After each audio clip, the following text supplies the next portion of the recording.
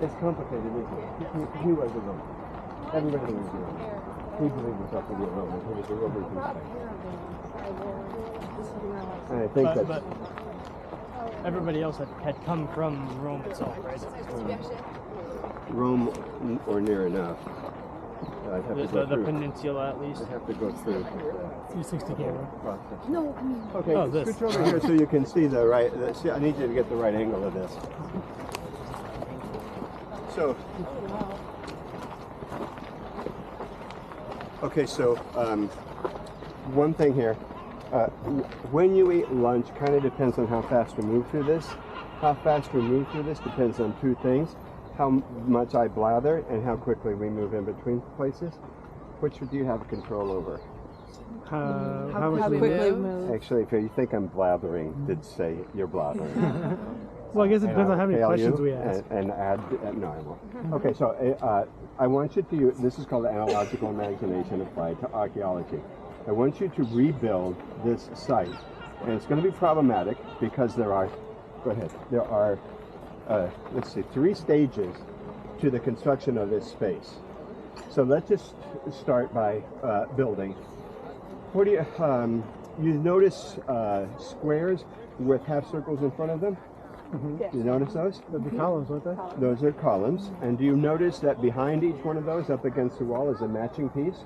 Yeah. Well, what are you doing now? You're creating a covered walkway, a vaulted covered walkway, all the way down. Is it going to be open on the outside or closed?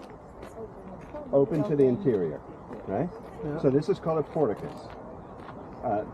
Portus is a door. So a porticus is nothing but doors. And so they're arched, aren't they? And they're going to be tall in reference to how big they are, so that they don't look gross ugly like hillbillies trying to build 2-story tall Roman columns on front of their houses would look just really awful. So they're going to be proportional. That gives you a sense of how tall that porticus is going to be, okay? So you have this porticus. Where does it go? Does it go across? Down there. It doesn't go across the back? Look carefully. Yeah, I see. It goes across the back and it connects over here. What do you think? Is it connect on this side? No, this would have been the main entrance. Okay, but let's see. We are at Roman level. So that is subterranean even in Rome. Oh. All right, so you got it now?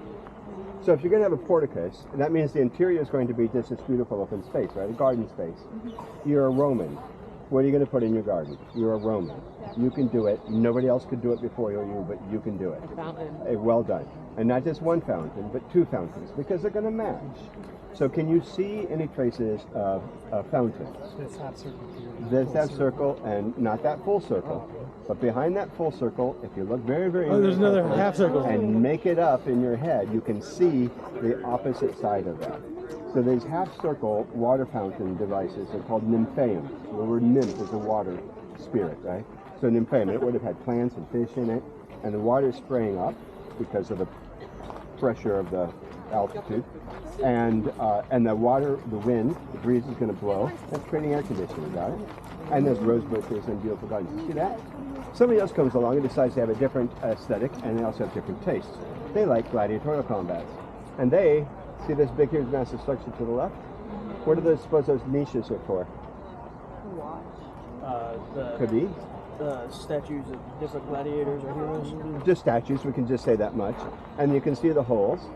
The holes would have been used, actually they've been used as scaffolding to build the damn thing, but then they are retained, but they're masked behind marble, right? So you would not see those holes. They've been masked in polychrome marbles in patterns, probably geometric. This is a triclinium. It's round on one side, it's flat on the other side, and you can see that it's open to look down into the valley, into the gardens below, can't you? Mm-hmm. So, but now, see where it is located to that oval? What is that oval? What's it remind you of? Like a throne or almost like a bath, like a pool almost. Yeah. The oval would have been Colosseum. like the Colosseum. Yeah, the oval is the Colosseum. So it's a miniature amphitheater. So for private gladiatorial combats, for the emperor and his buddies. But it's offset from where. So they're just looking at like one side of the oval? Oh no, you have to reconstruct structure as tall as that. You're standing in it, all the way around on all four sides. So there's 3 degrees here. There's the first is the porticus, and then there is the nymphaeum, which are also built like half circles facing away from each other, which reminds you of a racetrack, and it may very well have been used as a racetrack. Maybe not, but it could have been. And then the third part is the oval that was used for private combat. When you say racetracks, you refer to like chariots? Yes. Oh, yes. There's a different kind of a racetrack for foot races. Okay. And Domitian, the Emperor Domitian, who built this, by the way, that third stage. Okay. He this is part of the palace of Domitian. He got a great deal of trouble with the Romans because he was into all things Greek, the way you guys are into all things Justin Bieber or something. Or what's his name? Harry Styles. Harry Styles. I gotta catch up with you guys. So all things Greek was cool. So he decided to build a racetrack for foot races. We're going to go to one. It's still there. But the Greek style is to athletes competed in the nude. Romans really didn't like that. They weren't into that at all. Why you're going to see so many naked men? It's ridiculous. That's probably why you came, right? Why are all the men naked? Yeah. Why are all the men naked? To show off power. It was the heroic nude. It was Dominance. the ideal human body. You cannot carve somebody's character, right? Oh. But you can carve a person who must have a good character. So the more beautiful the outer body, the more beautiful the character. It's just funny because we don't say that anymore. Usually it's like if you have a good outside, they don't necessarily like you can't judge a book by its cover. We don't make that connection. Of course, they're not naive too, either. But you're an artist and you want to sculpt or paint or mosaic the ideal person. The only way you can do that is figuratively. Okay. Oh, and women are virtuous as well. But their virtues are different from the masculine virtues, and they include things like modesty and chastity and virginity. So female forms are almost always, at least partially, if not entirely clothed, with one exception. Anybody know? The one boob? Well, there's that once in a while. So there's a famous story about Venus being caught by some mortal while she was bathing in a pool with her nymphs, and they caught him, and of course they had him killed because you're a god. God is you can do that.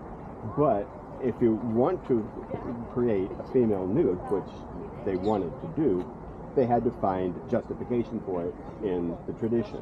So Venus is very, very frequently portrayed in the nude. She can get away with it. Nobody else can. She's the goddess of love. And even through the Renaissance, you want to paint a female nude, that was still scandalous to paint a female nude. Totally normal to paint a male nude.